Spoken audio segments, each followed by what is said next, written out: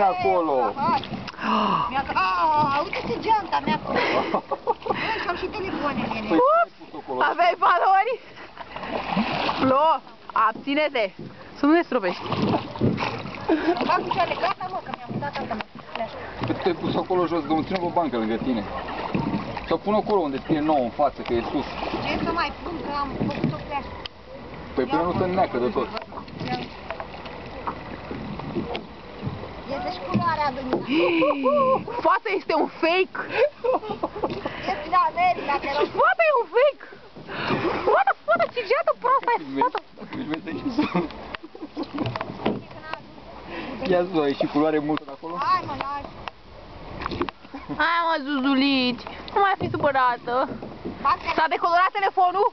Fac telefonul în zona asta, da? Și la el ai și culorile? Bă, tu nu mai dau cu apă, că... Nu mai dau. Zi-mă, și la telefon ai și culorile? Ia telefonul meu. Captain Planet, ce mai zici? O poate e vârsta lui de merge așa. Bă, câtă cucu! Hai, dacă nu punem la mâine asta, dacă punem Hai, mâna... dacă dai, ia geată să zici pe de-asta. Punem mâna o Ce dă asta, bă? Țară, Nu e cauciuc ăsta, nu e tare. Nu e cauciuc. Dă-te, auzi, citesc, dă-te spume de aici. Hai filmează-mă că mă bag pe hai, Spumele bălții.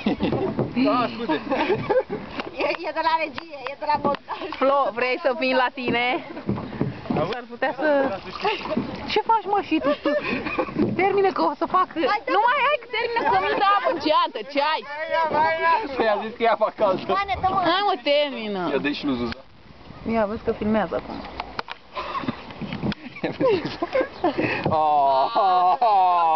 Hai că nu pot oricum.